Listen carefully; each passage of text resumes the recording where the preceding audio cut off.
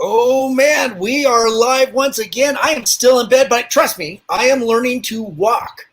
This tibia is finally.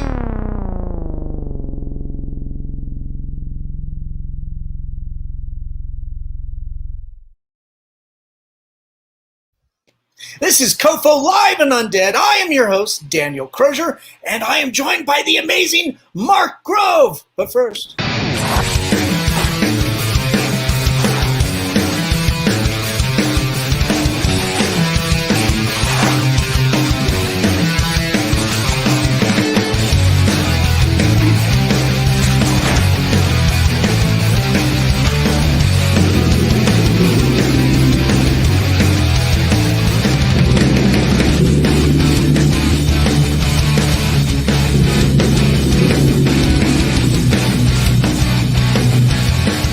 Something on my face.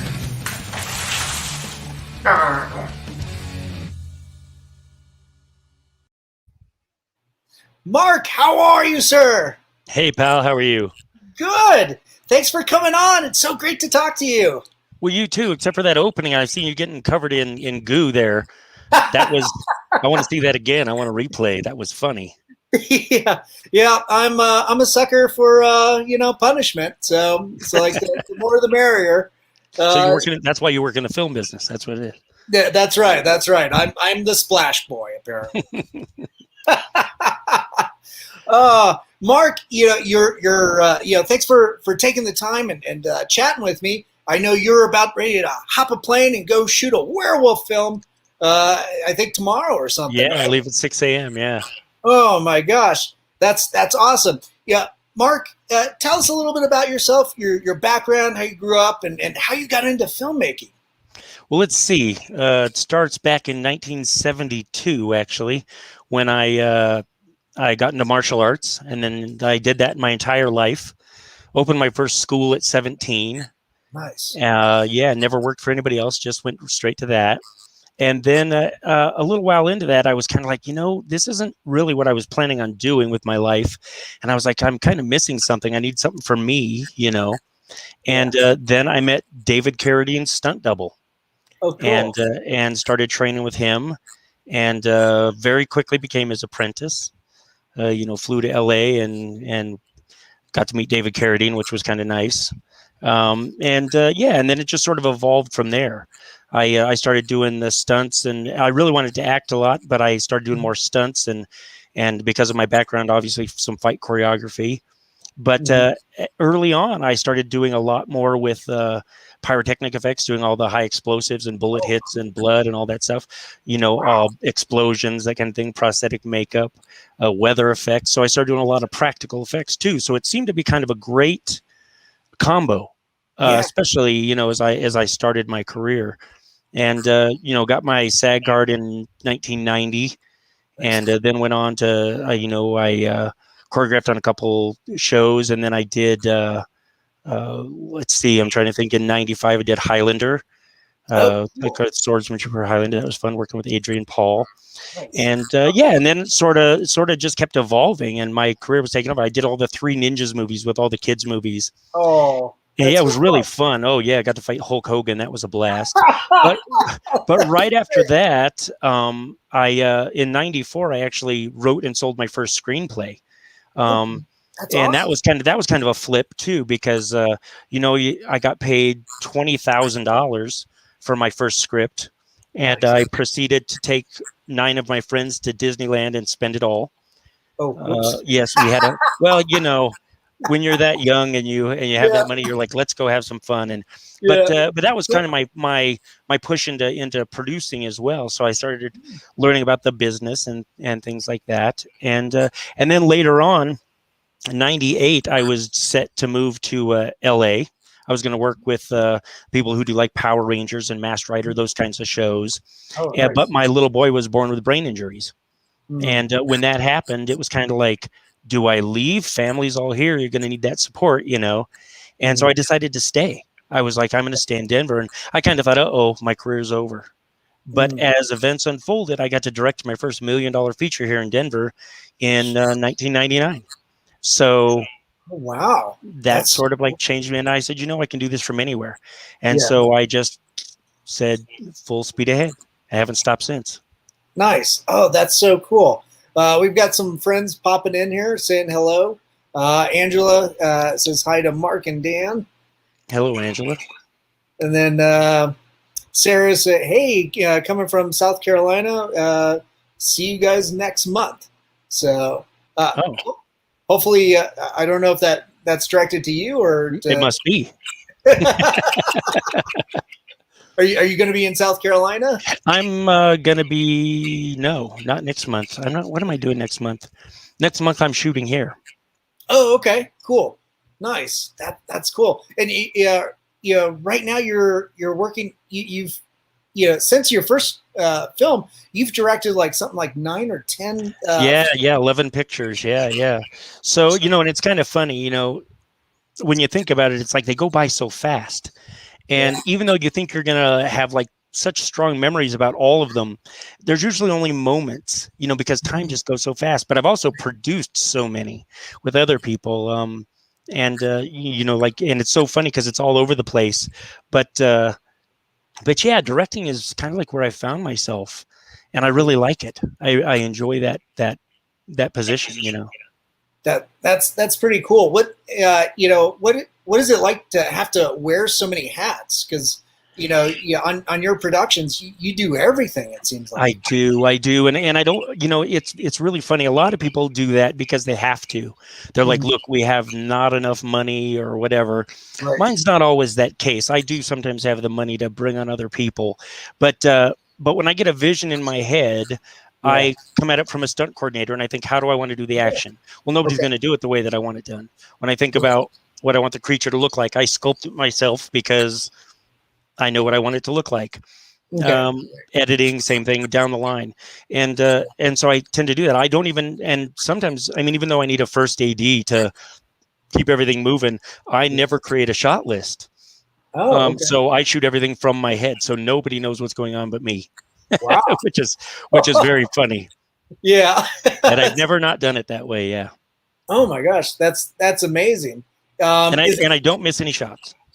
Nice. Yeah.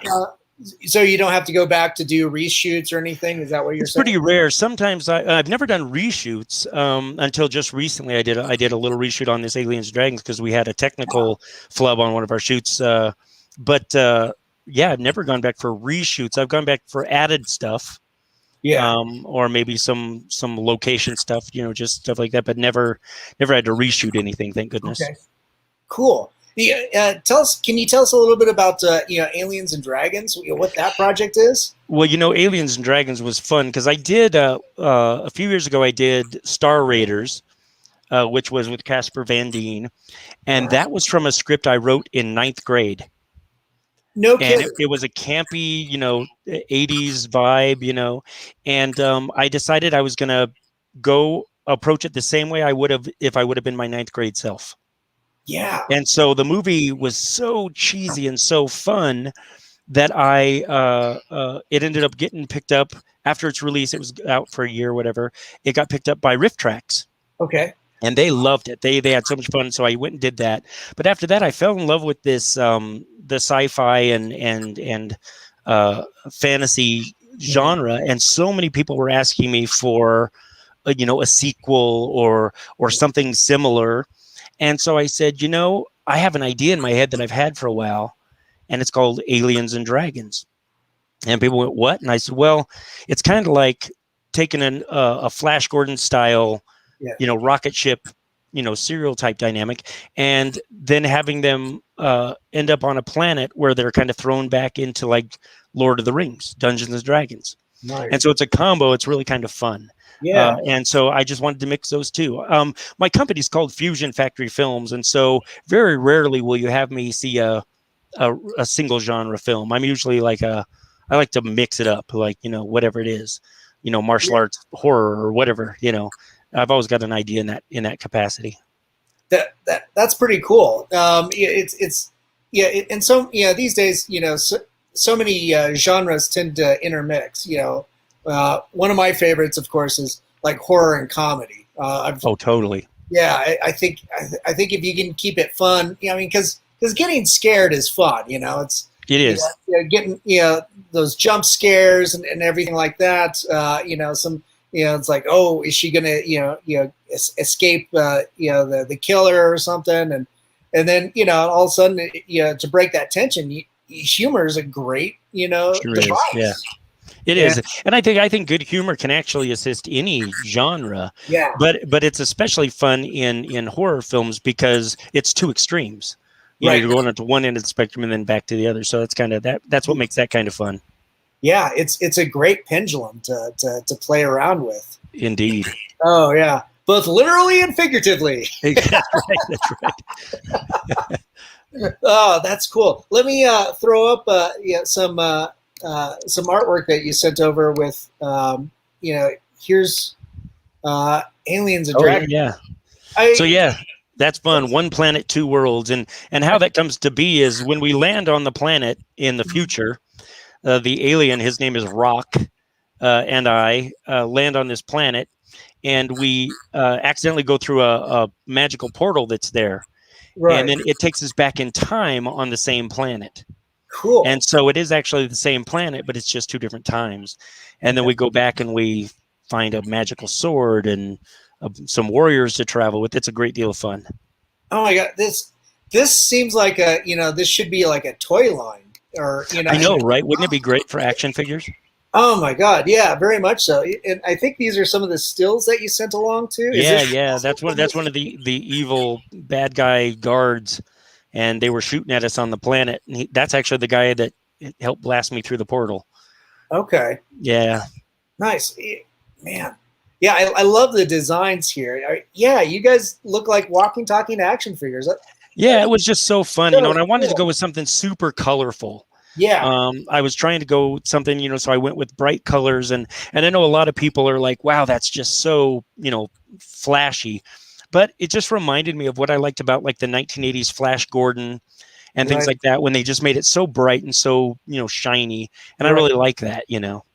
Well, like even today too, like with costume design, you've got like the movie, the Suicide Squad that just came out, and you've Oh got yeah, like yeah. Peacemaker is just so he's got that cartoonishy look to him. Everything's bright. He's got rubber gloves on. I mean, it really kind of harkens. Yeah, is like a little bit of a love note to that fun camp value. Yeah, well, it was funny because I was looking at that character, and I remember back in the 70s they had a GI Joe figure, I think it was, and his name was Bullet Man, and he had Oh, like a flamboyant outfit and had a big silver bullet on his head, and I was like, it reminded me of him so much. no, yeah, and I love the design of is this the gentleman with the brain? What's that character? So that's Rock, and he's Oh, played okay. by played by Patrick DeLeon, and he actually sculpted that mask and built the outfit himself. He's quite capable with that. He's also our visual effects artist, so that makes him quite uh, imperative to the project. But yeah, it's like he's always his first projects in film school were playing off on the old black and white Buck Rogers movies. Oh, and cool. so this to him is back to that, the old brain aliens from the old atomic era of film, Forbidden Planet and all those types of shows. He loves that kind of deal, and so I said, hey, go nuts with it. The design is yours to make. I didn't give him any direction, really. Nice. And that's what's so nice about it. He and I partner very well, and so like he's virtually a director on this project, because when it comes to the writing and the on-set stuff, I directed the majority of it. But in creating the world, he's been so instrumental in doing that. And I give him basic guidelines, but he really goes really above and beyond and creates imagery that's just out of control. Just like you see his mask, he doesn't like, Yeah. He's pretty detailed. And so it's really nice to see his creativity shine through in the show as well. That's really cool that on set for your project you've got that flexibility with your cohorts to allow Absolutely. them to it's like push the character, push the design, go nuts. Yeah, I'm still very collaborative. They say a good Yeah. leader surrounds himself with good people, and Right. I think that's why actually, and you know, if I can digress, it's like I think that's why a lot of uh, independent films that have very little budgets, and like Alien Dragons has a tiny budget. It's the smallest budget I've ever worked with. Oh, okay. Yeah, I mean, teeny tiny. Not that you'd know because we, you know, I put all my skills in there and all the skills of these amazing people, but I often find that on indie films, we often find people who are just convenient to work with and may not be the right people because they're willing to work on an inexpensive show. And so we hire maybe not the right actor or the right producer or DPs that have never actually DP'd a show before. And I think it just, all that comes down to the end product. And that's what makes it harder. And so what I always try and do is I always try and put people in key positions that have done it before. And what I mean by before is they've produced a project that's been released, or they've directed a project, so on and so forth. If I can do that, I win. And so if I give them their free reign, they're usually pretty excited to do it. Nice. That's cool. So you know, surrounding yourself with experienced people, but also, you know, passionate people. I mean, you know, a lot of the same people, right? Yeah, a lot of the same people, and I have a process that I call the pirate crew. Okay. And it's very funny because most of the time, a writer who doesn't have access to anything writes a script, and he maybe could be a writer director, and then they'll get on Facebook and say, "Hey, I have a script. Anybody want to do it?" And of course, everybody chimes in and says yes. Yeah. And so what that script is it's virtually the treasure map, right? And they're like, "I have this treasure. We're going to go get it." And then anybody and everybody jumps on board, and they all, you know, want to go do the movie, but you don't know that they're a good crew yet.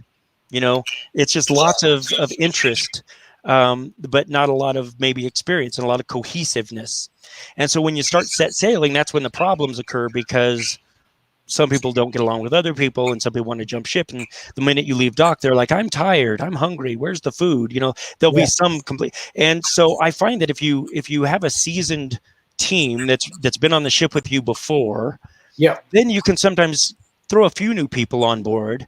But if you're starting with a new crew every time, it oftentimes ends up in chaos. Yeah. And so I don't like the pirate crew. I like a set crew. Yeah. Oh, most definitely. I think it's, you know, pretty enjoyable too. Just to have, you know, those familiar faces that you've all right, we've been through the fire once before. You know, let's do it again, you know? Yeah. And we never fall prey to that.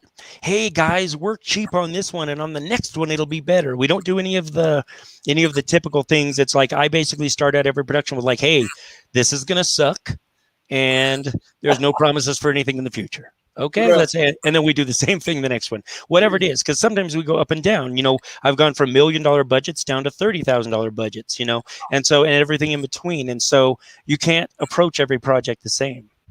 I wish you could, but you can't. Right. Well, and you know, sometimes those limitations also breed so much innovation. Oh, totally. And I think adaptability is key. You know, and it's like I'm not opposed to like changing direction in the middle of a shoot if an opportunity presents itself. You know, a location or whatever, I'll figure it out. You know, I'll say, "Hey, we need to fit that in somehow," and we'll do it. Right. You're also like building like these fantastic sets too. Oh yeah. You got something from the rocket ship from I designed it, the interior. That's that's the bridge where we were shooting. In the actual shoot, the control panels are all 3D and they all have like, you know, heads up displays and things. But here in this raw footage, it was kind of like battleship gray, bolts, you know, rivets, that kind of thing. View screens, actual knobs and toggles. You know, I really wanted it to feel like an old Buck Rogers spaceship, you know, Flash Gordon. And I think we did that. I think overall the look of that ship turned out really well. That's so cool. Yeah. I love it. You know, when you're able to, you know, build your own sets like this and, you use whatever, you know, materials you've got at your expense and really make it work for the aesthetic. So that, absolutely. That Buck Rogers Flash Gordon aesthetic that you're going for, I totally see it. I grew up with the Buck Rogers, you know, TV show. Yeah. That was so much fun. So So this kind of this type of stuff takes me back to my childhood. Yeah, and yeah, in this shot you can really see the layout. Yeah. We had the chairs just like they had on Star Trek. Right. Okay. And so we really tried to go off with the same feeling and vibe of that. The view screens, the control panels on the side. When the ship gets hit with like blast, you see it erupt in sparks and fire. Nice. And smoke. Yeah, it's real fun. That's so cool. Oh man, yeah, I can't wait to see this. Now, you sent over some other stills too. Yeah, I'm not sure what this one is from. It's one of our actresses, Deanna Amaker. Yeah, she's playing this necromancer basically, and in this scene, she's about to cast an illusion towards our brain alien. And she's trying to attack him with illusions, but he falls prey to it for a moment, but then realizes, wait a minute, this isn't real, and she ends up paying the price for that. Nice. That mask is absolutely awesome. Is that one that you sculpted as well? No, that's actually all leather, and it's designed by one of my students. Her name is Tiffany Smith. She actually has a wonderful. Tiffany. She's awesome. She's one. Yeah, she has a shop at the Ren Festival and things, and she's made stuff for me for years. I've known her for 20 plus years. Yeah. Nice. That's awesome. Yeah. I love the handcraft to so much of your character designs too. And yeah. You got looks like another villain coming. Yeah, our goblin. Yeah. This is Nathan Coyle, and he's just playing a villain that he's kind of a throwaway villain, but we wanted to have fun with it, and so he was just hilarious. He just had like the silliest voice, and then we jack him up pretty quick, but it was still pretty fun. Nice. It seems like you have such a fun set. Is it pretty lighthearted? But yeah, I have a rule, man. If it's not fun, we shouldn't be doing it. And out of the 20 days we shot, we only had one day that had some issues, and almost I can't think of a day that we went over 10 hours. I shoot more days, but I don't like to do that thing like, hey, let's shoot it in 11 days and work 14 or 18-hour days. It's like, no, it's like I try and keep everybody healthy and fed and all that stuff. And we really try and restrict it to 10. Okay. Nice. Yeah. It's pretty ridiculous to overwork, a crew. I mean, it seems so, counterproductive, right? It is, but it's funny because of course the best laid plans, we all go into it going, hey, this is going to be a short day, and then of course it ends up something goes wrong or whatever. But it's really funny. The girl that's by me, that's Sarah Salazar, and she is an amazing stunt woman and actress, but she's also ridiculously organized. Okay. And so I often turn to her to say, hey, let's look at these days and see if they work. And she oftentimes takes what I think and completely changes it and goes, that you can, there's no way you're going to shoot that much. And I go, I think I can. But in almost all instances, she's right and I'm wrong. And so I've grown to rely on her to do my breakdowns. Yeah. And she schedules days flawlessly. Nice. Yeah. That's awesome. It's great to have that person, with that logistic mindset that you can go to, right? Yeah, it really is, and it's one more time where you look at like the reality, just like the brain alien. I said, he also sculpted that, and he also does VFX, and she's the same way because she can choreograph fights and she can do practical effects. So and if one of us needs to do sound for a day, we'll do that too. Wow, you guys are just a triple threat, aren't you? I love it. And the design of this stuff. I mean, it can. It seems like it could go from Mad Max to medieval to sci-fi fantasy. In some of these designs that I'm seeing. Yeah, I really wanted to play on some of the costumes, so we tried to put in some armor and things like that, but really just texture was really what I was going for on a lot of these things. So when I was looking at the costumes, we just all started like laying them all out in picture form. Some of them were designed prior with drawings like sketches, and then we had to build them. But you know, a lot of them, and a lot of times I reuse like the skeleton in the background. They're the one that's out of focus. That's one of the Skellion guards from Star Raiders that I had originally designed for Oh, that movie. My son designed that one, cool. and so I was like, time to reuse them. You know, so I oftentimes dip into the old costumes and kind of reboot.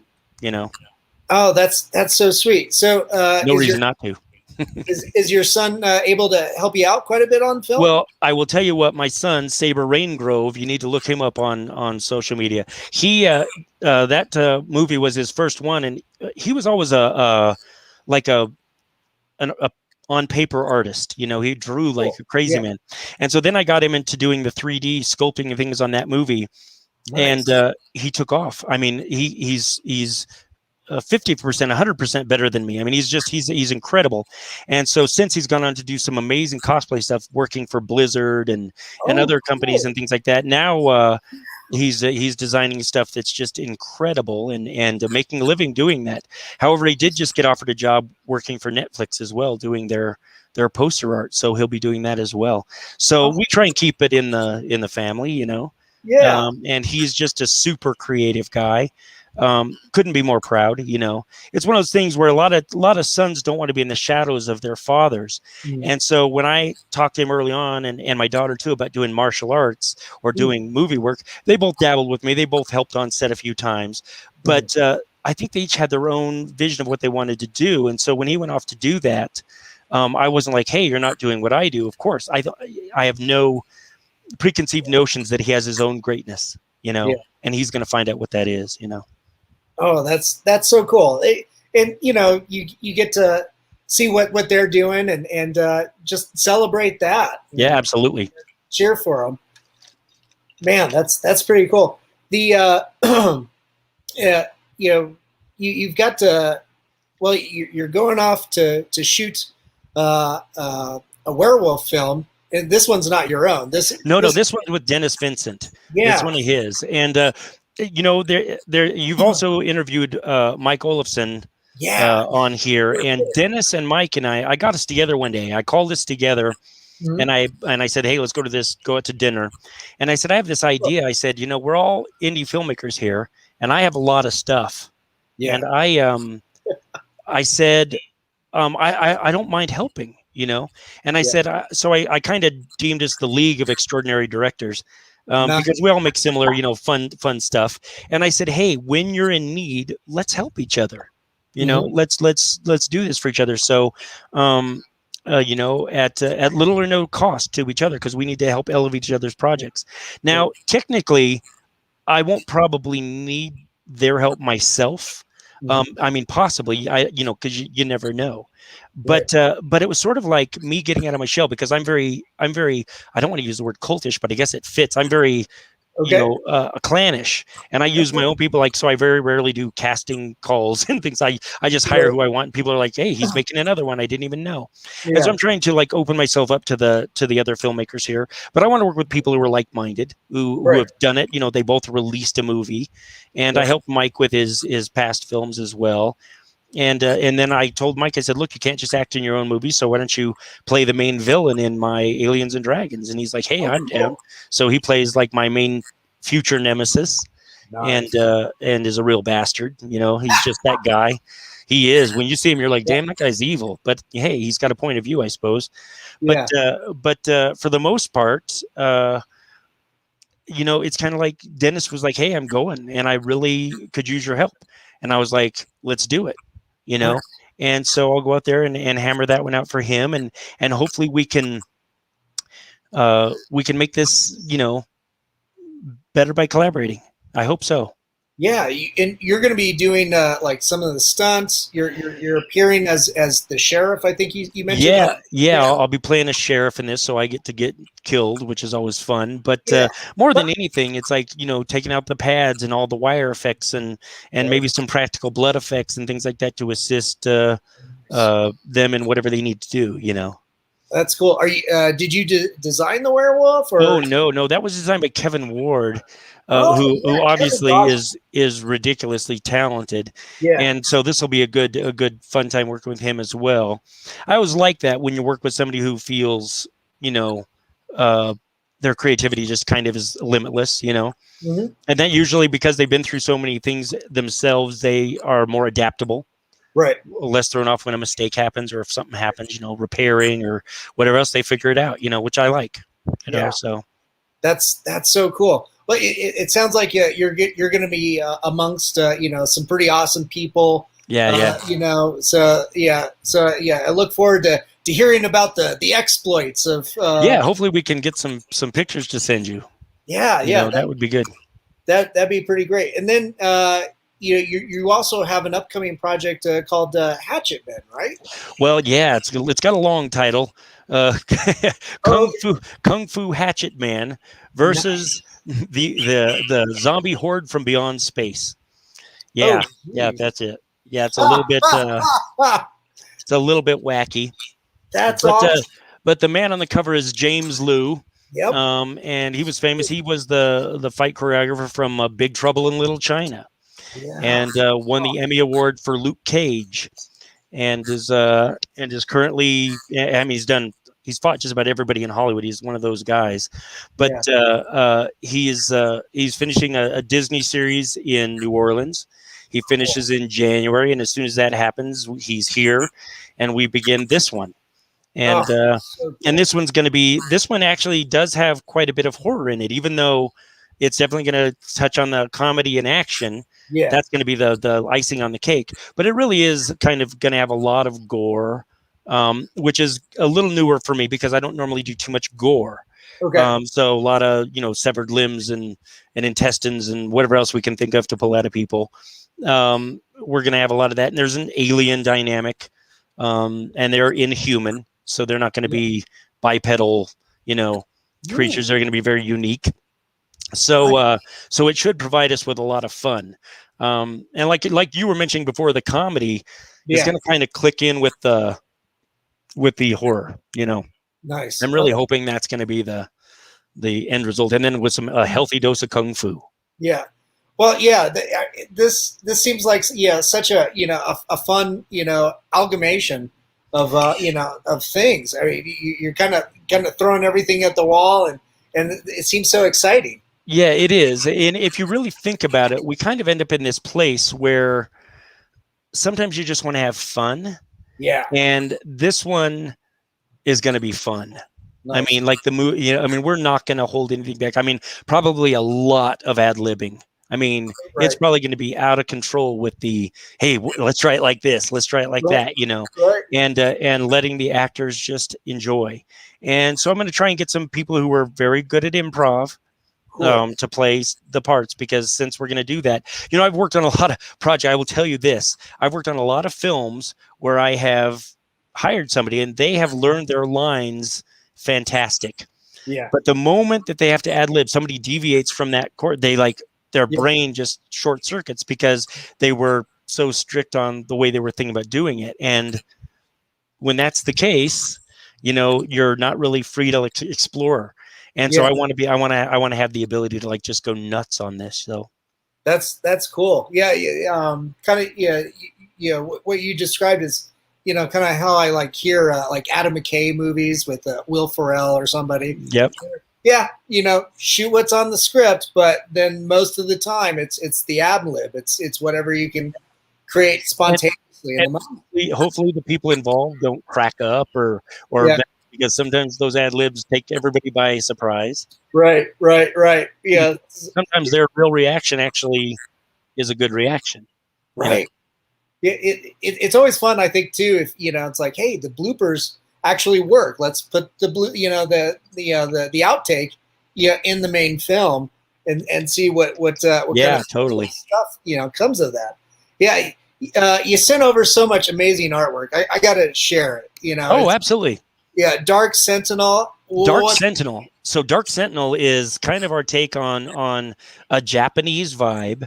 It's going to be, I don't know if you've ever heard of the Guyver. You remember Guyver and Ultraman? Yeah. Yep. And so that's what it's going to be. It's going to be really cool. Yeah. So it's going to be a police detective that finds an alien artifact that attaches itself to him and sort of becomes like a bio armor, kind of like Guyver. Nice. And really cool kind of an alien, I guess, criminal is on the planet that he has to pursue. And did you ever see the movie I Come in Peace? Yep. Dolph Long Lundgren. time ago. Very, Yeah. very similar to that Yeah. dynamic where that alien bad guy lands on the planet and cop has to stop him. But this one's he's gonna have to oppose this really cool Power Rangers-esque, costume. But again, this one's gonna have a lot of horror elements to it because the film starts out on a space prison ship when the evil creature escapes, and it does some damage to the creatures that are on that ship, like some real, like ripping arms off and really scary stuff. Yeah, it's pretty intense. So yeah, this sounds like this is your answer to Mighty Morphin Power Rangers as well. Yeah. I mean, I love those things. Any Masked Rider or things like that. We look at a lot of those shows as being silly, and sometimes they are. I mean, let's face it, they come up with some silly villains and they're a little over the top. But if you actually look at those shows back in the 90s when I was working with some of the guys who did those shows, I marveled at the sheer amount of acrobatics and wire work and all the things they did in those shows. And so even though we look at the silliness of the content, the complexity of the action was still superb. Right. And we want to try and capture that too. So we're meeting that audience. But this is definitely for our Japanese market, and we're really going to look for that. I've sold most of my films sell well in Japan, and so I have a lot of buyers that I sell to. And and in 2003 I started well, I mean, I didn't start that. I started earlier than that, but in 2003 was my first official foray for 16 years as a sales agent. So I sold movies internationally for 16 years. Nice. It was quite the adventure. But in that process, you meet a lot of distributors. So all these films that you're seeing that I'm making have all been vetted. I'm not just a guy who says, "Hey, I got an idea." Yeah. And I write a script and I just say, "Hey, this is going to be great because my mom thinks it's great." And my friends read it, and of course every actor thinks it's great because they want to work on it. I put it out there to a lot of buyers, and I say, "Hey, if I made this, would you buy it?" That's why I do a lot of preliminary art. Right, and sometimes I'll like, we even made the helmet for this, and it's not even fully written yet. So we make things for it, and then we vet it. And then if we get mostly positive response, we 80% or better, we say, cool, if we make this, we already know it's going to sell. Right. And so that's when we make it. And most people don't do that. Yeah, I mean, it seems like a no-brainer, but most filmmakers don't do it. They all think that their idea is already amazing. Right. And sometimes the market's not ready for what they're making, even if it is a good idea. And even if it's well made. Right. It doesn't always matter. Well, so like doing proof of concept stuff and showing that to actual, distribution houses and exactly. That's what we do. That's the way to go. The poster already makes me want to buy the action figure. So where is it? Exactly. Well, don't surprise yourself. We might actually pull that off. Oh yeah. Well, with today, that process is so streamlined. Printing and everything. Yeah, you can almost do it in house. Yeah, absolutely. Yeah, absolutely. I can. Yeah. It's too tough. Yeah, Mark. It seems like you've kind of created your own world. When are they going to start? Intersecting and do crossover movies? I know. Wouldn't that be great? That'd be great. Dark Sentinel meets Kung Fu Hatchet Man. Oh my God, that would be awesome. That could work. They both have alien components. We could pull that off. Yeah, I mean, you've got one other poster that you send over, The Art of the Samurai, too. Right. Well, I teach the art of the ninja and the art of the samurai. That's what I've been doing all my life.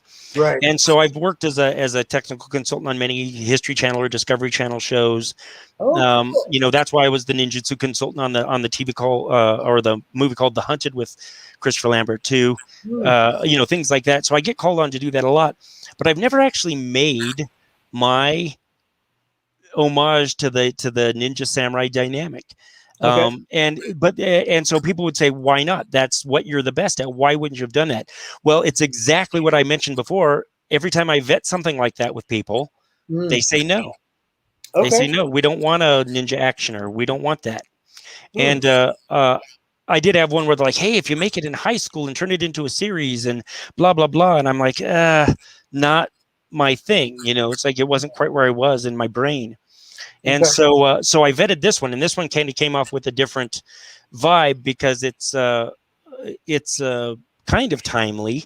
It's they go the female character there, that's Sarah. She plays a character named Sable, and it's really her story more than anybody's. But it's more of a drama and action, but it goes against neo-Nazi, neo-fascist type dynamics, and so it's kind of like a really cool play on becoming a better world.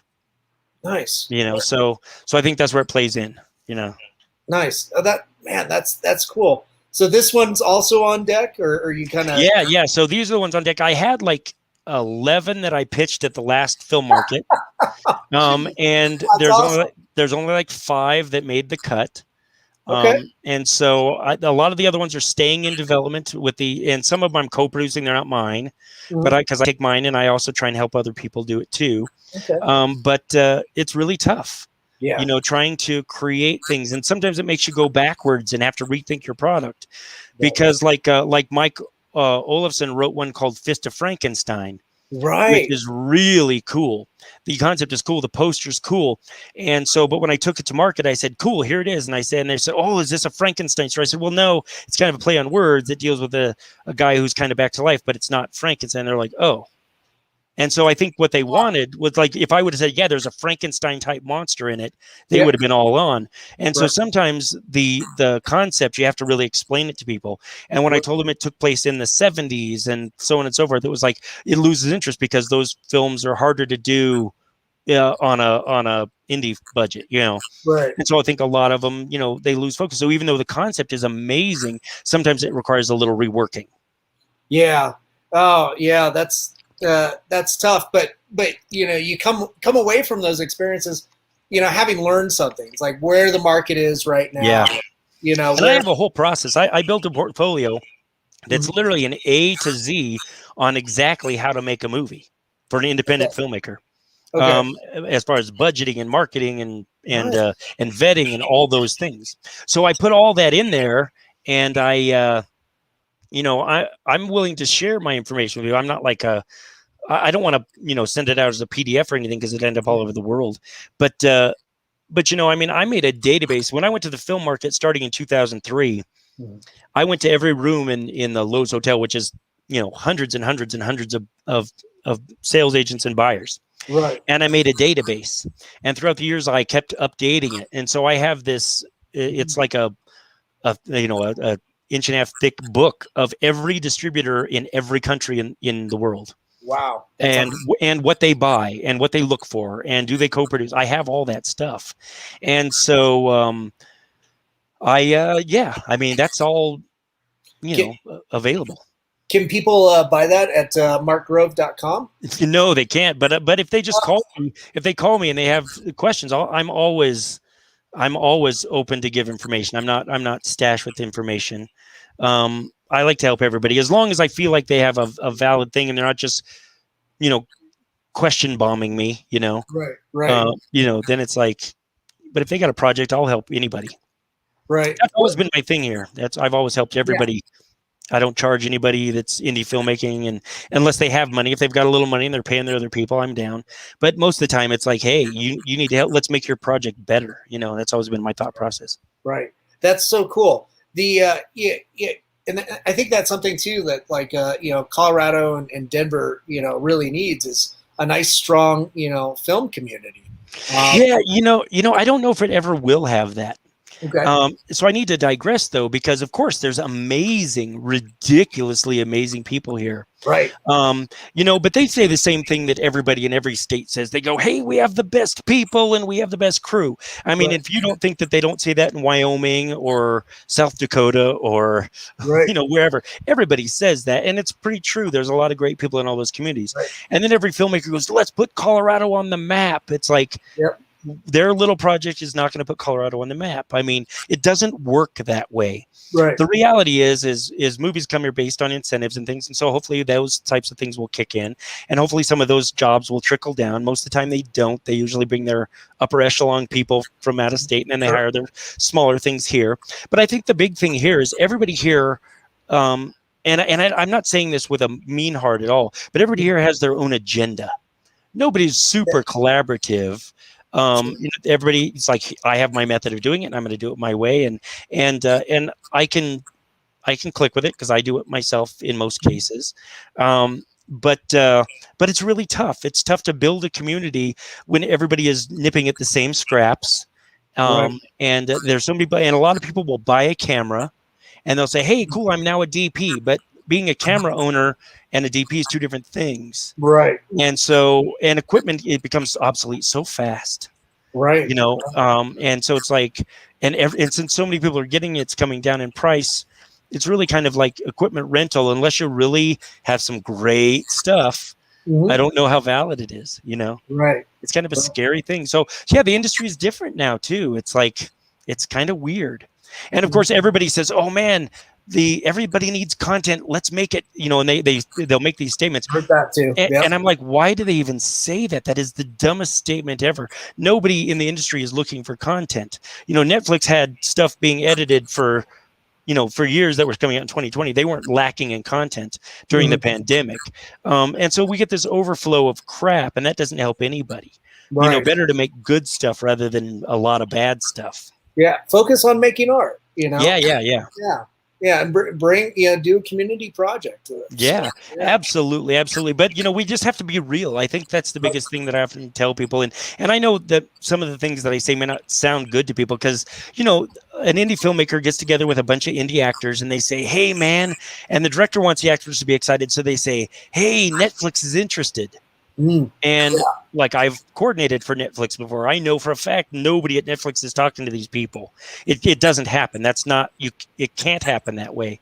Right. And so even though I know that they're just trying to get their people motivated, it's also a big disappointment when it doesn't happen. It doesn't happen. Yeah. And so oftentimes just be super real about where it can go and what can happen with it, and then everybody's good. Right. Oh man. Yeah, well, a dose of reality. I mean, that does help, even if people don't want to hear it. It needs to be said. Experience oftentimes trumps passion in that case. And so it's like passion is like an invaluable part to the equation, but yeah, experience is just what it is. Right, most definitely. Mike just jumped in here. Oh, that guy. Yeah, that guy. It's amazing to work with Mark. He really shares his knowledge and experience and helps others grow and learn the craft. Well, what's fun is Mike and I were born the same year, and so we have a lot of those same childhood memories. Whether it be toys or products or music or whatever it is. And I often find that to be so engaging when you have somebody that has a frame of mind, because most of the people I work with are younger than me. And so when you do, I'll mention a movie and they're like, "Oh, I haven't heard of that." And you're like, "Oh my gosh," and it kind of breaks your heart because, there's no way they can experience it the same way you did. And Mike and I seem to have a good click that way. And he's kind of his own creative genius. So it's nice to collaborate. Yeah, I think you helped out with some of the stunt work and his, I think it was his first feature, Hot Lead. Yeah, Hot Lead. You bet. Yeah. It was real fun. I mean, just like everybody, you have those films that are kind of passionate, and he jumped on that one. He had a lot of fun people involved. Yeah. But that was a huge undertaking. I mean, to create a 1970s vibe and to shoot on film and just all the things that go along with,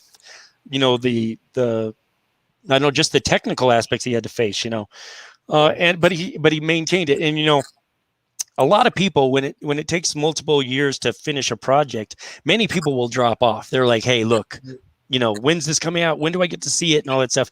But when it's a project like that, a lot of people, even the people who make it, sometimes stop. They quit because it's like they just lose it. Mike never stopped. He finished the job. And to me, that's like the tenacity that's needed. I mean, that tells me more about him than anything else, is the fact that he's going to finish what he starts. Yeah. I mean, that's a pretty big statement. Yeah, most definitely. That's so awesome. The when do we get to see Aliens and Dragons? Or yeah. Aliens and Dragons. Yeah. So it's completely edited. It's in 6 reels at the moment. Wow. 4 of those reels are color corrected, visual effects, everything.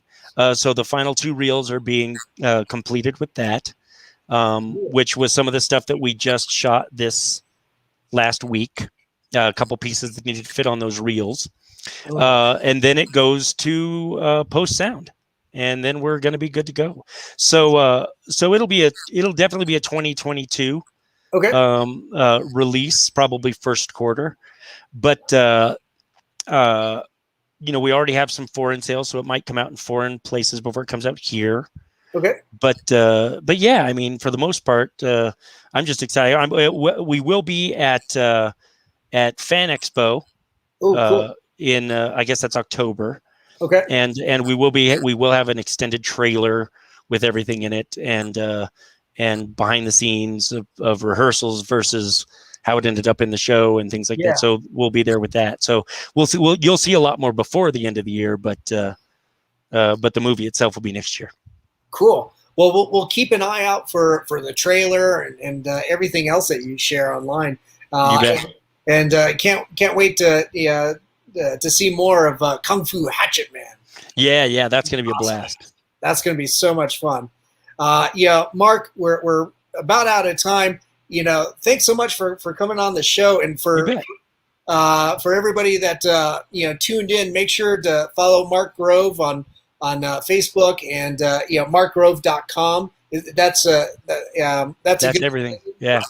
That also has your stunt coordination. It's got Rocky Mountain Stunts, which is all the stunt stuff, Fusion Factory Films, the film company, and Shadow Master Dojo, which is all the martial arts training. So it's all there. Sweet. And pretty soon you'll have your own comic books and toys, right? You bet.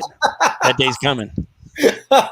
That's awesome. Mark, thanks again for coming on and chatting with me. It was so cool to learn all the cool stuff that you got going on right now. You bet. And stick around for a few minutes after we sign off. But to everybody that tuned in, thanks so much for tuning in and checking us out. And of course, to our friends at Hellfire Entertainment, thanks so much for rebroadcasting us on your social media. Our friends at Mutiny Information Cafe. If you're going to start a revolution, make sure you're caffeinated. And of course, Groovy TV. Groovy passed away last year, but we still carry on in his, with his heart and soul intact. And of course, to Alien Donut Films, Bill and Angela, thanks for all your support, and my producers, Stefan Santa Cruz and Amanda Armstrong. Thanks guys for your help, and to everybody out there that tuned in, thanks so much. Be good, be kind, help each other out during these tough times, and remember, we love you. Have a good night. Happy trails.